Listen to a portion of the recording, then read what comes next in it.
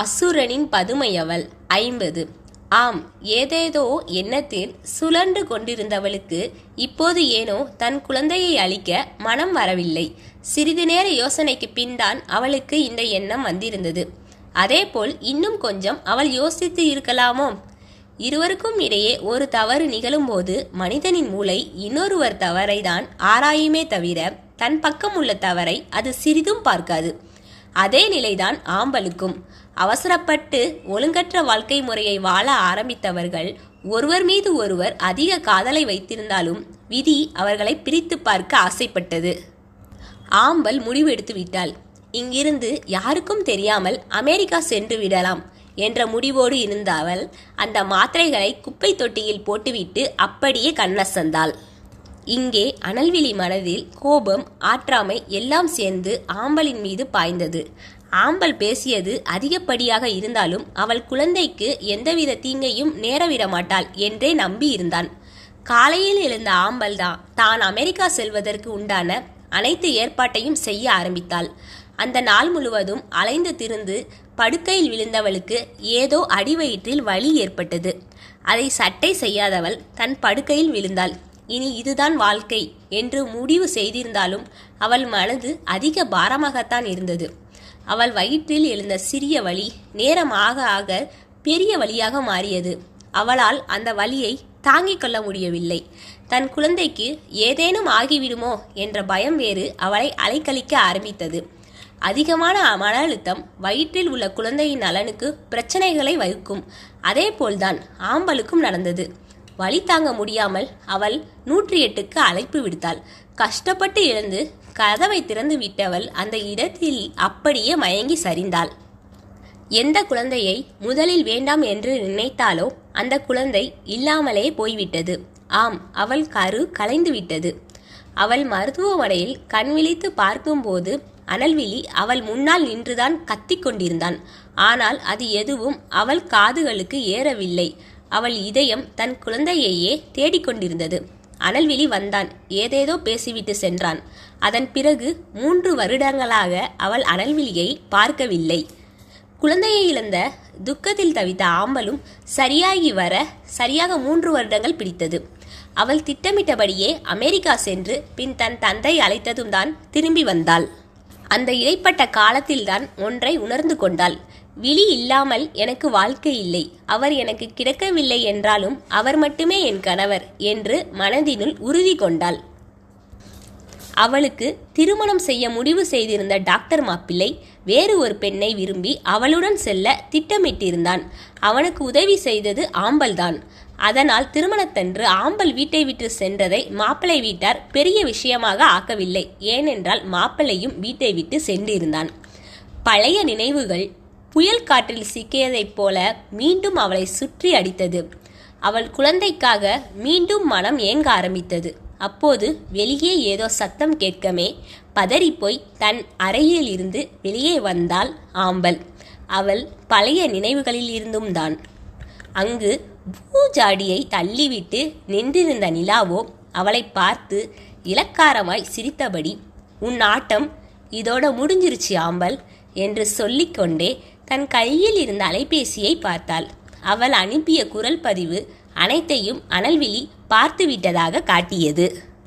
அப்போது சரியாக அனல்விழியிடமிருந்து நிலாவுக்கு அழைப்பு வந்தது. அதை எடுத்து காதில் வைத்தவள், ஹலோ மாமா, எப்படியாவது இவளிடம் இருந்து என்னை காப்பாத்துங்க மாமா என்று அழுது கதறி துடித்தாள்.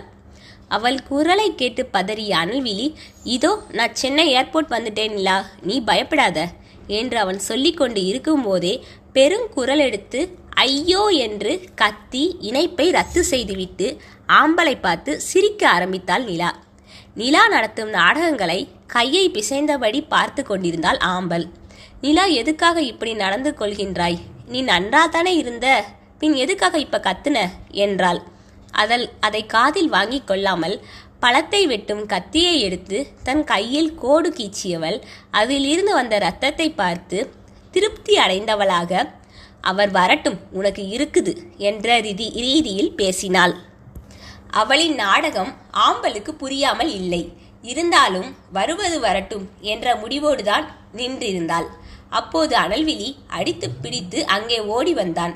அவனை பார்த்ததும் ஓடிப்போய் அவனை கட்டி கொண்டவள், இங்கே பாருங்க மாமா, இந்த ஆம்பல் என்னை என்ன செஞ்சிருக்கான்னு என்று அழுது கொண்டே முறையிட்டாள். அவள் கையில் கட்டை போட்டவன் கோபத்துடன் ஆம்பலை பார்த்து, உன்னிடம் நான் என்ன சொல்லிட்டு போனேன், ஆனா நீ என்ன செஞ்சு வச்சிருக்க என்று கோபத்தில் வார்த்தைகளை கடித்து துப்பினான். அவன் என்ன சொன்னாலும் அந்த நிலாவிற்கு தான் ஆதரவு தருவான், நாம் எதற்கு நடுவில் என்ற எண்ணத்தில் ஒரு பார்வையாளராக மட்டுமே நின்றிருந்தாள் ஆம்பல். அவள் நின்றிருந்த தோரணை அவனுக்கு சினத்தை அதிகரித்தது. உன்னால் என் குடும்பத்தில் நாள்தோறும் பிரச்சனை மட்டும்தான், முதல்ல என் தம்பி, அடுத்து என் தங்கை, இப்ப நிலாவா என்று கத்தினான். குழந்தையை இழந்து அவள் அதை யாருக்கும் தெரியாமல் மறைத்து பெரும்பாடுபட்டு இயல்புக்கு திரும்பி இருக்கின்றாள். 3 வருடங்களுக்கு பிறகு அவளுக்கு கிடைத்த நட்புதான் ஆதித்ய பாண்டியன், அனல்விழியின் தம்பி. அனல்விழி மற்றும் ஆம்பலின் காதலை பற்றி அவனுக்கு அனைத்தும் தெரியும். அனல்விழி கண்களுக்கு படும்படி ஆம்பலின் புகைப்படத்தை தன் பரிசில் வைத்து கொண்டே திரிந்தான். ஒரு முறை அதை அழகி பார்க்கவே அதை பற்றி ஆதியிடம் கேட்டதற்கு ஏதேதோ சொல்லி மழுப்பினான். அழகியும் ஆம்பல் ஆதி விரும்பும் பெண் என்றே நினைத்திருந்தாள். அனல்விழிக்கு இன்னும் ஆம்பலின் மேல் காதல் உள்ளதா என்பதனை அறியவே அவன் அவ்வாறு செய்தான். ஆனால் விதியோ அவன் கோமாவில் இருக்கும் நேரம் அந்த புகைப்படத்தை அனல்விழி கண்ணில் காட்டி இன்னும் வெறுப்பை ஆம்பலின் மீது பொழிய வைத்தது. அப்போது திடீரென்று அனல்விழிக்கு வந்த அலைபேசி அழைப்பில் அகமகிழ்ந்துதான் போனான். ஆம், அது ஆதி கண் திறந்து விட்டான் என்று வந்த செய்திதான். அங்கு பேசிக்கொண்டிருந்த நிலாவை கண்டு கொள்ளாமல் வேகமாக வெளியேறி தன் மகிழுந்தை எடுத்துக்கொண்டு ஆதி இருக்கும் மருத்துவமனை நோக்கி பறந்தான் அனல்விழி. அவன் செல்வதை பார்த்த நிலாவிற்கு கோபத்தில் மேல்மூச்சு கீழ்வீச்சு வாங்கியது. நான் பேசிக்கொண்டே இருக்கேன், அவர் அதை பொருட்டாவே எடுத்துக்காம வீட்டை விட்டு போறாரு, இந்த ஆம்பளை வீட்டு விட்டு அனுப்பும் எண்ணம் இருக்கா இல்லையா என்று நினைத்தவள் தன் அடுத்த திட்டத்தை செயல்படுத்த ஆரம்பித்தாள். இங்கு தன் அறைக்கு வந்த ஆம்பலுக்கு வேதனையாக இருந்தது. அதே எண்ணத்தோடு அவள் இருக்கும் போது அவளுக்கு அலைபேசியில் அழைத்தான் அனல்விழி. அவன் அழைப்பில் அதிர்ந்தவள், இப்போதானே கோபமா போனாரு, அதுக்குள்ள எப்படி கால் பண்றார் என்ற நினைப்போடு தன் இணைப்பை எடுத்தாள். வண்டியை கூட்ட நெரிசலில் லாவகமாக ஓட்டி கொண்டிருந்தவன், ஹலோ ஆம்பல், நிலாவை பத்திரமா பார்த்துக்கோ என்று அவன் சொல்லும் போதே அவள் ஏதோ சொல்ல வந்தாள். ஆனால் அதற்குள் இடை புகுந்தவன், எனக்கு தெரியும், உன்மேல எந்த தப்பும் இல்லை, ஆனா நிலாவுக்கு கொஞ்சம் பிரச்சனை, என்னால் முழுவதையும் இப்போ உன்கிட்ட சொல்ல முடியாது, ஆனா அவளை கண்ணாடி பாத்திரம் போல பார்த்து கொள்ளணும், இல்லையேல் அவளை காயப்படுத்திக் கொள்வாள் என்றான். அவன் சொல்ல வருவது எதுவும் ஆம்பலுக்கு புரியவில்லை. ஆனால் அவன் தன்னை நம்புவது ஏதோ அவள் உள்ளத்திற்கு இனிமையாக இருந்தது. அதனால் நான் பார்த்துக்கிறேன் விரி என்று சொன்னதும் அவன் மனது நிம்மதியானது. ஆதிக்கு நினைவு திரும்பிவிட்டது ஆம்பல். அவனை பார்க்க தான் போய்கிட்டு இருக்கேன், நான் அப்புறம் பேசுறேன் என்று நல்ல விதமாக பேசி வைத்தான். அவன் பேசியது அவளின் குழப்பங்கள் பலவற்றை நீக்கியது. ஆதியின் முன்னேற்றம் அவளுக்கு மகிழ்ச்சியை தந்தது. ஆனால் நிலா சுமந்து கொண்டிருப்பது யார் குழந்தை என்ற கேள்விக்குதான் அவளுக்கு இன்னும் விடை தெரியவில்லை. அப்போது மறுபடியும் ஏதோ ஒரு பொருளை தூக்கி எறிந்தாள் நிலா. மறுபடியுமா என்று அழுத்து கொண்டே வெளியே வந்தாள் ஆம்பல். அப்போது நிலா நின்றிருந்த கோலம் அவளுக்கு பயத்தை தந்தது. மாடியில் நின்றிருந்தவள் படி முழுவதும் எண்ணெயை கொட்டியிருந்தாள். கீழே நின்றிருந்த ஆம்பலை பார்த்தவள், இப்ப கண்டிப்பா நீ இந்த வீட்டை விட்டு போயிடுவ என்று சொன்னவளுக்கு தன் குழந்தை முக்கியமாக படவில்லை. அவளுக்கு என்னதான் பிரச்சனை என்று ஆம்பலுக்கு தெரியவில்லை. அவளுக்கு ஏற்பட்டிருக்கின்ற பிரச்சனையை பற்றி அறிந்தவன் அனல்விழி ஒருவனே. அதனால் தான் நிலாவை கவனமாக பார்த்து கொள்ளும்படி ஆம்பலுக்கு எச்சரிக்கை செய்தான். ஆனால் விதி என்ற ஒன்று இருக்கின்றது அல்லவா? அனல்விழிக்கு வீடியோ கால் செய்த நிலா, இங்கே பாருங்க மாமா, இந்த இடத்துல எண்ணெயை ஊற்றி வச்சிருக்கா இந்த ஆம்பல் என்று சொன்னவள் வேறு இடத்தில் இருந்த எண்ணெயில் காலை வைத்து விருட்டென்று படியில் இருந்து கீழே விழுந்தாள்.